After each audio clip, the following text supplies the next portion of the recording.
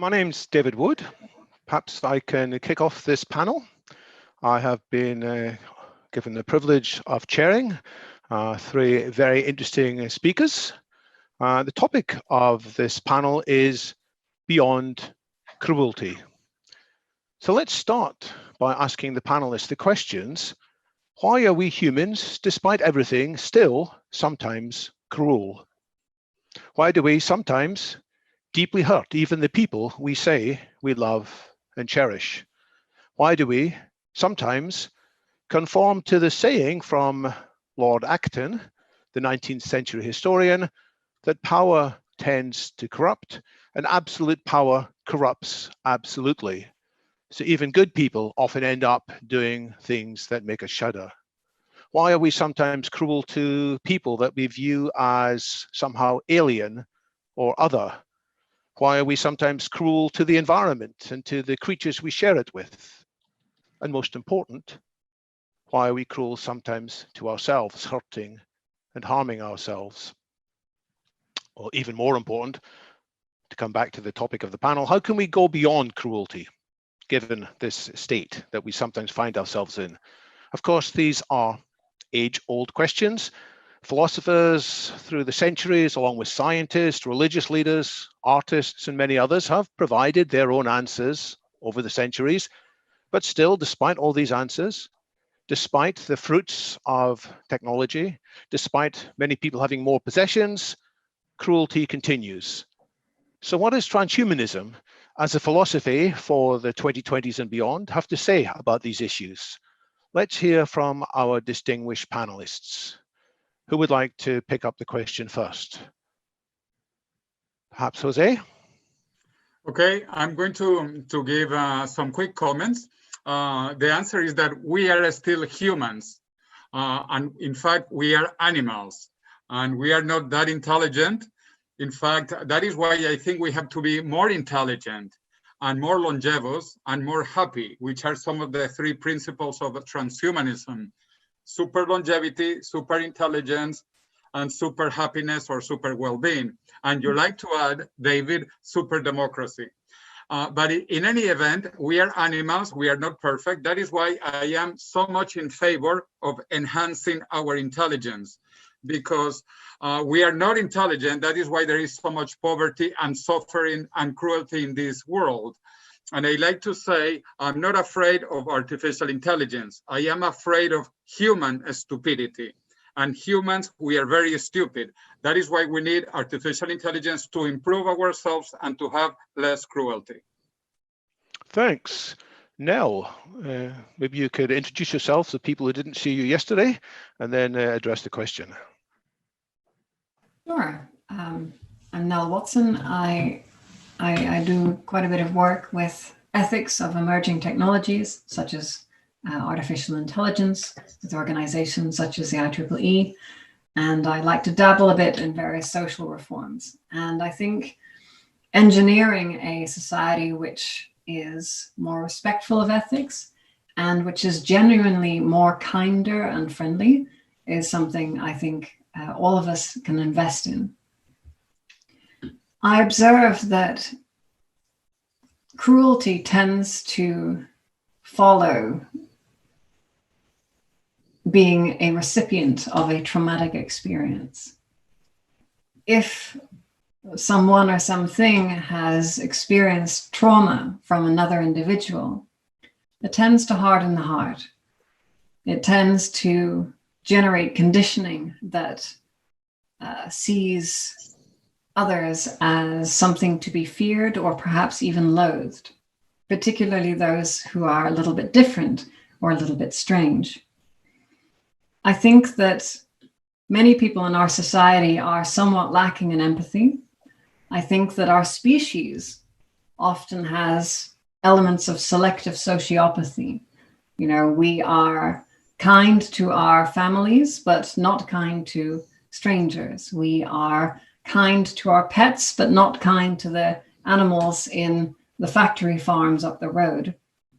And I think that as our society progresses towards being a little bit less traumatic or a little bit less trauma-inducing, through better institutions, better education, etc., better mental health, particularly, I think that we will find less interest or less hedonic reward in trying to get one over other beings or trying to inflict torture upon other beings. And I think that if we can reduce or resolve trauma, then we will naturally begin to see a kinder society.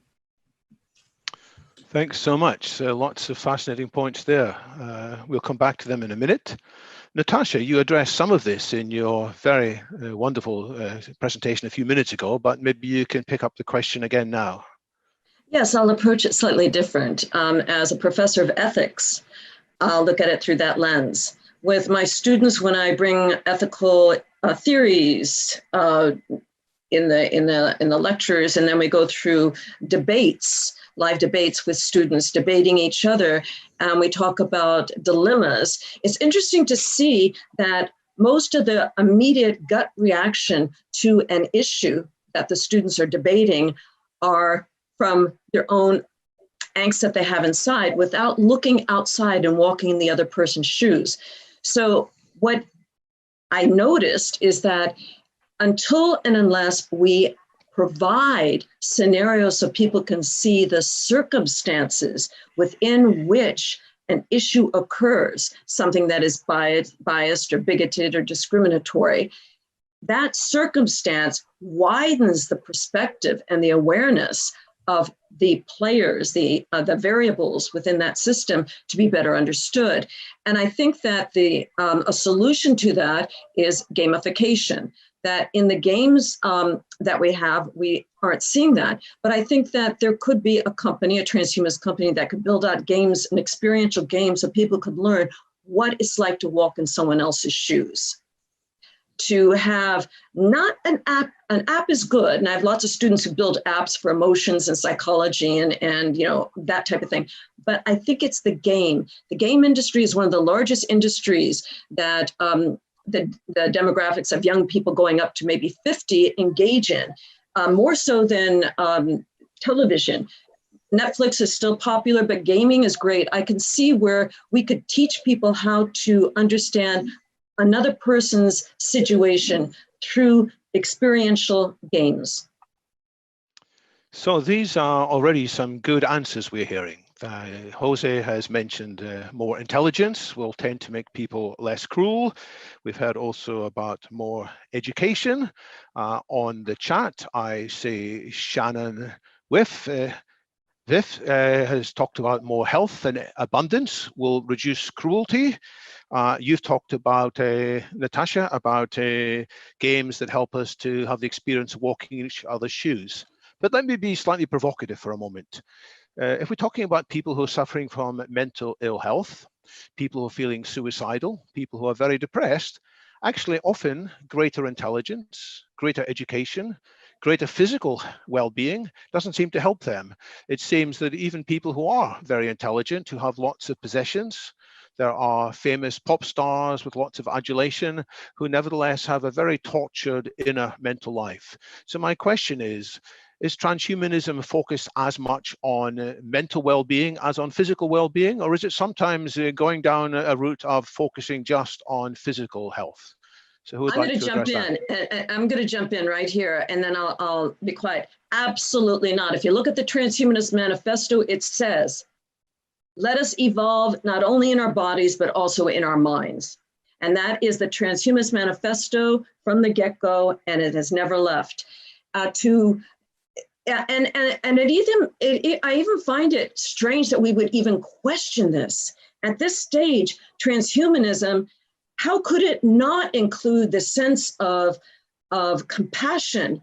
That's what we are. We want to move beyond the human foible of envy, jealousy, greed, et cetera, et cetera. So I don't think I really don't think it's a question that we should be asking. I think it's a salvo or a practice that we must be practicing if we call ourselves transhumanists. If not, then you're not a transhumanist. Nell, you already touched on this by talking about engineering kindness. Yeah, I just to follow up on the point Natasha made, I think Max More talks about morphological freedom. And we can easily imagine what that might look like for the body. But I think there's another case to be made also for morphological freedom of the mind. And there's a great number of states in the world that prevent people from having morphological freedom to explore their inner space or to explore various qualia. And some nations take a different stance. Some nations, Brazil or Portugal, for example,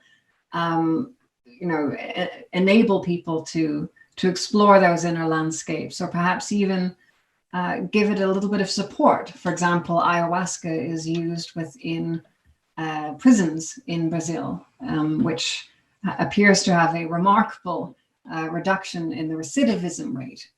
Those prisoners have a completely different outlook on life and have very little interest in returning to crime. And I think that perhaps we could make a stronger case for a morphological freedom of the mind, particularly. I think it's already been made. I mean, it's already in there. Morphological, there's no separation. I mean, if we want to talk about the body and the mind, then we need to talk about the somatic body and then the brain. Morphological freedom does not discriminate between the physical body, the somatic system, and the brain. I agree. What I'm rather trying to say is that we're seeing a little bit of a wave within society of things like psilocybin beginning to be decriminalized, which is, I think, a very positive trend. But that tends to be either based upon this thing is useful for depression, or this thing isn't really worth putting people in a cage for N years if they take it. And I think, there's another aspect of that radical morphological freedom, which could, I suppose, be expressed more as we have these discussions as a society. Jose, let me bring you in here with some pushback in the comments against your view that intelligence leads to people being more intelligent. Let me say that again. Intelligence leads people to be more compassionate. So I'm reading from Paul Spiegel. He says, in the 1930s, Germany was run by very intelligent, very cruel people. Syria today is run by a doctor. Vladimir Putin is unquestionably brilliant. So, Jose, how do you respond to that? Well, there are always bad people who are intelligent as well, obviously, but they are a minority. In fact, Niccolo Machiavelli wrote about that centuries ago. And then he actually said that most people are good, but we don't cooperate, we are not organized.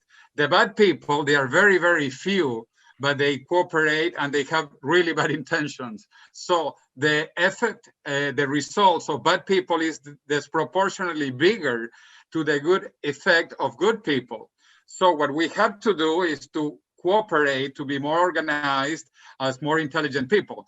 But in any event, I believe that higher intelligence, artificial general intelligence, will be less cruel than we are humans. In fact, humans, we are overall very cruel, I think. That is why there is poverty, there is suffering, there is death, because we are cruel. We are not that good overall. So I think we have to be more intelligent, and this is part of the continuous evolution, and this is what many transhumanists believe as well. And I think this will happen. Anyway, AI or AGI, artificial general intelligence, will be so much more intelligent than we are, that if we cannot beat the enemy, let's join the enemy, which is the other strategy of Elon Musk. If we cannot beat it, join it. So I plan to join AGI. And when you're planning the Transvision in Madrid, Jose, will you have a section on morphological freedom of the mind, or will you just focus on the body being longer lived? Well, thank you for bringing that up, because Humanity Plus continuously have activities throughout the planet. Like we are having this virtually, but we have a physical event we want to organize in Madrid, then another one that Natasha is also organizing in Los Angeles, in California, and other activities hopefully also in China again, etc., etc. In each event, we can cover different areas. And the conference in Madrid, that you can all Google it up, Transvision Madrid, basically we are still creating the program, and we are open to suggestions of people who want to give interesting talks.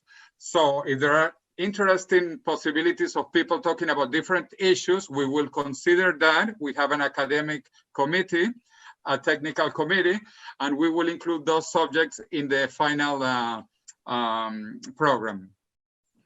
Natasha, I'm sure there's a lot you want to say to come back to what you've heard, but maybe I can ask you about Nell's suggestion that maybe transhumanists should be open to therapies based on ayahuasca and other drugs that can put the brain into a different state of consciousness, possibly a greater feeling of empathy and connection. Is that something that's important to you? I was hoping you wouldn't ask me that, because I'm going to have to go down memory lane again, and I apologize for doing this. In the 1990s, smart drugs were the main topic amongst transhumanists. In fact, most transhumanists have been deeply involved in smart drugs, and they were called smart drugs at that time. And I won't go into the details of them, but from the get-go of the formalization of the transhumanist movement, which was in 1990, when the movement actually, we said we're building a movement. That was very important. I think it was equally as important as encryption. Again, this is before just when the web, we had the first email list on the web talking about the future and life extension and technology. So, but yeah, it was. I think that ayahuasca is great for people who, you have to have a mental stability to start, because if you start doing these mind-altering drugs, if you have any type of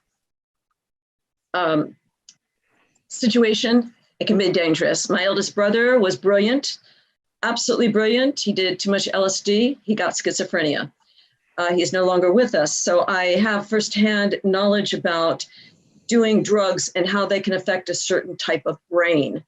I teach students with Asperger's and autism, and I don't know if they would benefit from certain types of drugs. I have friends who've done ayahuasca. I've been to Brazil, out in that territory myself, and it's very enlightening and wonderful. And I think ecstasy is a great source for opening up a level of compassion. I've done ecstasy several times, but you have to be careful of how it's cut, because one trip I did with ecstasy, it was cut with speed, and it didn't work well for me. Speed does not work with my body. So I think that here again, we go back to what many of the speakers had discussed earlier about, super longevity and being responsible for your own body and knowing your own DNA and your own genetic liability to turn it into liberty, et cetera. Know your brain. I can't smoke pot, for example. My brain does not function on it. I lose my sense of balance. I can drink alcohol, but not too much. So I have to, for my altered state, sometimes I have to smoke a cigarette. I need that nicotine. That nicotine will speed up my brain cells. Now, I'm not a smoker. I've never been a smoker, but I have to say, since we're having this discussion, I think Nell, it's a really important discussion. And David, thank you for bringing it up, even though I went down memory lane. You have to know what turns on your neurons. Coffee does not wake me up. I just love the smell of it. So each one of us is slightly different. So I'm going to pass the baton back to you, Nell, to see if you want to add to anything I just said. Yeah, I think you make some wonderful points there. There are definitely some caveats. That there are dangers for some people, as you say, with particular architectures. Or, of course, anyone who's been taking SSRIs. That can lead to serotonin syndrome if you mess around with the wrong entheogen. So I think it would be nice if we had a society where there was more knowledge of the best way to use these kinds of tools, as well as tools that we felt we could rely more upon because they didn't need to be smuggled or something like that. Yes. And I think we are heading in that direction with dispensaries, etc., in some states. And I think we're likely to get much further towards there in the next, say, 5 years or so. So what about the others? David, I'm so sorry. I was just so curious of what she thought about Timothy Leary and his work in psychology and his, Tim, and I knew Tim very well. So, but I was curious that he was one of the earliest experimenters as a transhumanist looking at the effects of LSD on learning and adapting to change. So I was going to ask Certainly. Nell, what about the other mechanisms that were discussed as well, of the apps, for example, that could put you in somebody else's shoes, the virtual reality? By all means, answer the thread about Timothy Leary, but I don't want us just to focus on one particular enhancement for better empathy. I think there's a whole range of tools that we should be exploring and, where appropriate, advocating. Yes, I think these tools have a lot of research now which says that they increase plasticity in the brain. Mm-hmm. And this essentially means that the brain is in a much better state for being able to resolve elements that got fixed in place, particularly at an early age. And these are kinds of the parts of the brain that tends to have traffic cones put around them. You know, here be dragons. We don't go here anymore. And if you try to, your subconscious will do something. It will give you a tummy ache or something like that, as a way of dissuading you from even going into that territory. Which is one of the reasons why psychotherapy can be very difficult, because you get close to unraveling something and your inner defenses start to flare up in various ways. And I think that these tools can be a wonderful way of, as I said yesterday, being a solvent, like being able to ease up a lot of the gunk in there, and that can create minds which are more functional, which have less dissociative issues, or minds which are better connected with the bodies that they are inhabiting. I do think there are other opportunities as well. For example, potentially applying technologies, or I would love to see better ways of improving empathic empathy through technology. Because yes, greater intelligence may improve cognitive empathy. You can better understand the situation that somebody might be dealing with, but it doesn't necessarily increase anyone's compassion. Feeling that effective empathy for that other person is something that is so important. We can get a glimpse of that higher state, perhaps through qualia shifting substances such as MDMA, ecstasy. But I'd love to see some kind of a technological solution in that domain as well.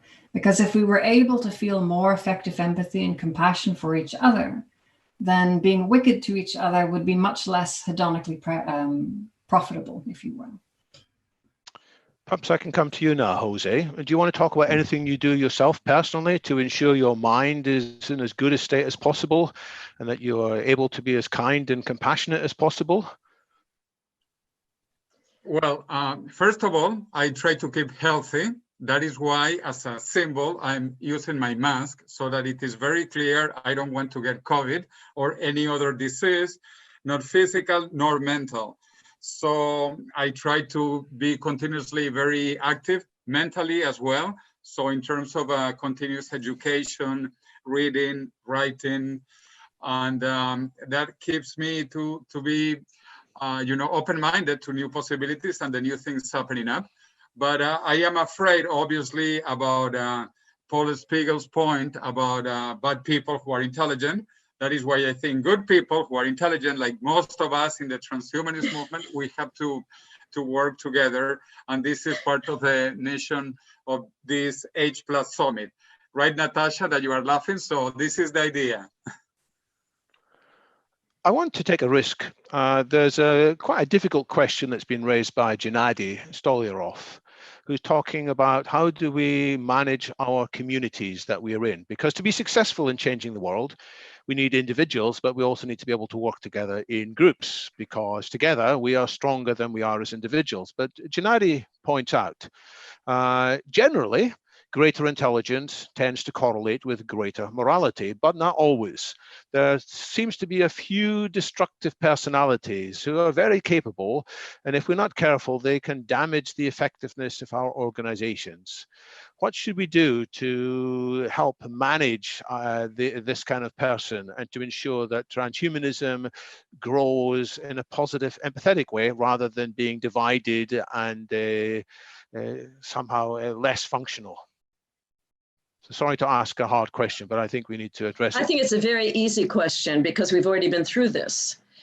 The thing is to trust people when they tell you confidently and confidentially, please be careful. I've had an uncomfortable situation with this person.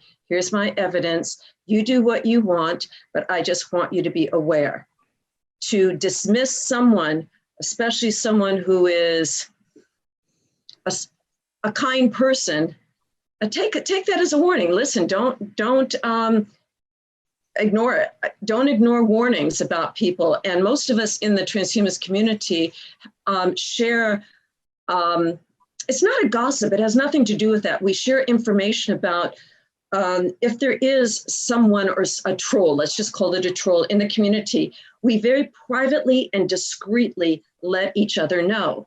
Now, the wisest thing to do there is to heed that warning.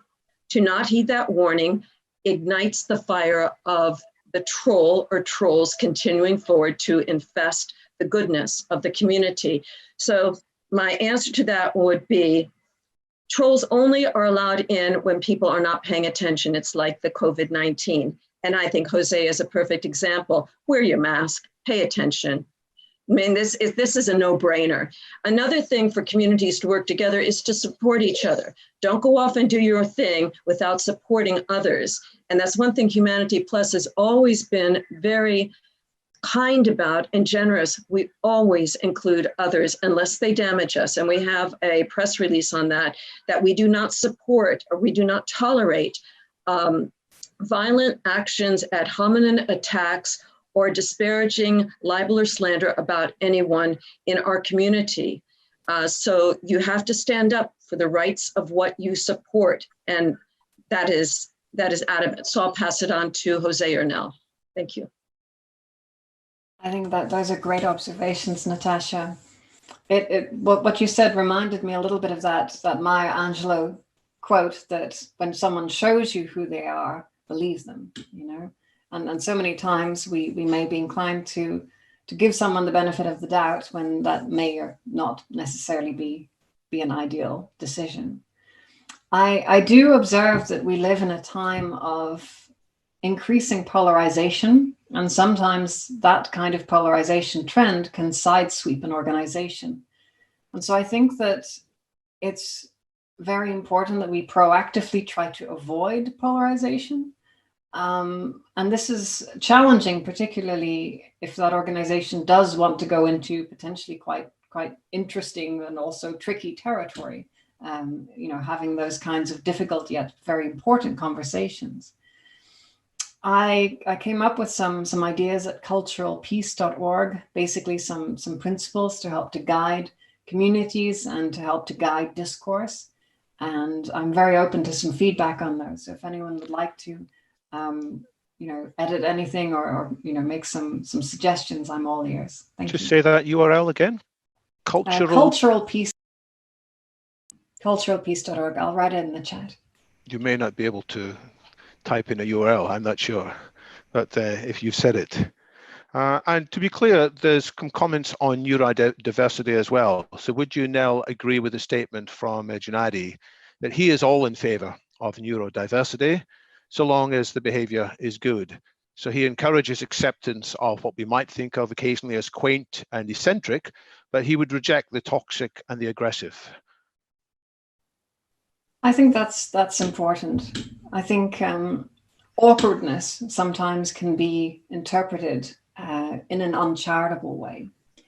You see, the essence of something being creepy is it being ambiguous, or rather an ambiguous threat. And sometimes if people have a different culture, or they have a different way of relating to people, they can come across in that way. And so I think it's important to be forbearing and forgiving of others if they appear to be merely awkward, but in an innocent manner. Jose, anything you'd like to follow up with there? Yes, I just want to make some final comments that talking about cruelty, the highest level of cruelty is aging and death. That is the worst level of cruelty. And the other thing is that we have human rights, and the #1 human right is the right to life. Without life, there are no more rights, no human rights, nothing else. That is why we have to focus on aging. But overall, as transhumanists, I like the idea of super longevity, super intelligence, and super happiness or super well-being. I don't talk about super democracy, David, because I think super democracy should be incorporated into super intelligence or super happiness. But in any way, we believe in a super future with no aging and with no death. Well, there we are in the transhumanist community. We emphasize different things, although we have a common underlying goals. So some of us will talk more about one aspect and others will talk about other aspects. And that's appropriate because the world is a complicated place and we need different people to, I think Natasha said it very well, find their own lanes and drive very well in their own lanes. We talked about the most important right is the right to life, but there are people who have a very miserable situation in their lives. As Nell said, often it's people have had a bitter traumatic experience in the past, and for them life is really quite miserable. So what can we do to help people with transhumanist technologies to undo whatever pain and misery has pushed them into their current situation?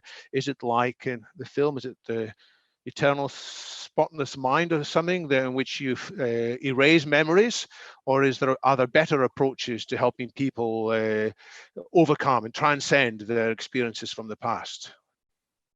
I think it's not a one-size-fits-all, and I love this question, David. I think it really ties in what's been discussed so far here. I think games, people learning games to get rid of their PTSD and other dilemmas. I agree with Nell on that if you take the serotonin uptake inhibitors too often, they can damage your brain. And you can become almost immune to them. So for every situation, there seems to be a different protocol. I think that the apps that are being developed to help people when they're starting to get anxiety are very, very helpful. I think that the Singularity Nets app that Ibi talked about is certainly going to be consequential in the medical field as far as steering mental health. But when we look at people who are in wheelchairs or who have lost the use of their somatic system, their physical body, not their brain, but their body, where major advances are happening in prosthetics and haptic systems in that regard. So, and also spinal cord injury, looking at stem cells that will eventually be able to repair the cell damage there, the neuron dysfunctions. So I think that's all around the corner, but the bigger issue is what do we do about depression and deep, deep sadness? And if anyone has experienced it, it is a horrible thing to go through.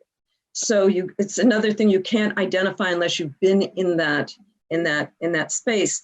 So neuropharmacology, artificial intelligence, nanomedicine to repair, rebuild, and restructure. And if someone wants to let go of memories, that's fine with me. There's some memories I'd love to let go of that haunt me. So that's my view. I would like to add that we are moving from a world of scarcity into a world of abundance. And this is very important, I believe, because even though we are richer, wealthier than any time in human history, and even a poor person today lives better than a king 1,000 years ago, we still have relative poverty, but this will continue decreasing thanks to the advances in technology into a world of more wealth, more abundance. And this is very important also for the mental condition. And also in terms of work and jobs, because many people don't really like their work, they don't really like their jobs, but they have to do it because they need to earn a living under the current system. So anyway, that's the point. From scarcity to abundance, people will have more money and more freedom to do what they want and to improve themselves. I think you make a very important point, Jose. Sometimes the reason we end up in strange mental states isn't just what's happening inside our brain, it's what's happening in the environment and society around us. When we've been bombarded by messages of one sort or another, when we keep hearing various lies or conspiracy theories, when we are told you've got to work and work, you are a bad person because of this and a bad person because of that, we may shrug them off for a while, but if we're not careful, society may influence us more than we want. Is it the matter then that we just need to be more resilient, or is it a matter of trying to alter the kinds of things that are said and done in society too? And Nell, you're nodding your head. Do you want to come in here? Yes, I often think of humanity as traumatized monkeys. And in our natural state, we would behave a little bit more like bonobos, but sometimes due to our conditioning, we end up behaving a little bit more like chimps instead. And I think that a lot of that is due to our systems, is due to how society is set up and various inequities, as well as, of course, various scarcities too. And we've made a lot of progress on that. And we've also gotten a lot better at raising children in a kind way, so that less of our traumas end up being carbon copied onto our offspring. And I think that's a tremendous step forward. And I observe now that we are seeing a real revolution within psychology and psychotherapy, in part due to the rediscovery of these kinds of therapies such as psilocybin and ketamine, etc., for depression. And I think we have a tremendous opportunity to really reframe the human condition and to undo and permanently let go of a lot of the traumas which have haunted us for generations. Natasha, I'll give you the closing remarks. You know, it's interesting. I loved Nell's comment about us being, well, the monkeys, all that. My closing thoughts are very simple, and I don't want to get too heady on this. Be kind, for God's sake, people. Be kind to each other. None of us is perfect. We all make mistakes on a daily basis. Intentionally or non-intentionally, it doesn't matter. Forgive, move on, help each other, share our knowledge. Don't put one organization or one person against another. Move forward. I don't want to use the term together because I'm so tired of we're in this together. So let's just say we're in the whisking. We're in Nell's whisking bowl, and we're whisking up who we're going to become. And we're going to whisk it with the finest ingredients and the most love, nurturing, and desire for well-being as possible. And that, to me, would get beyond the cruelty of bias, discrimination, as towards anyone for any reason. Thank you. And there's a closing remark from the community chat on YouTube by Richard Brandes. He says, counseling is often required, but maybe in the future we'll be counseled by Sophia and other AI robots who will do an even better job. Ben has talked about the ways in which Sophia can teach people meditation. And in some cases, we may learn more readily from an artificial general intelligence that watches us, is able to pick up the micro expressions on our face, and is able to therefore be more precise in the advice it gives us. So the age-old wisdom that you have shared, Natasha, and it's really precious. Maybe we can act on it more once we have Sophia's and other similar AIs and advanced AIs in our midst, helping us and coaching us. And then truly we will be beyond cruelty, beyond divisiveness, and into a world of kindness and empathy and compassion, as well as intelligence and super longevity.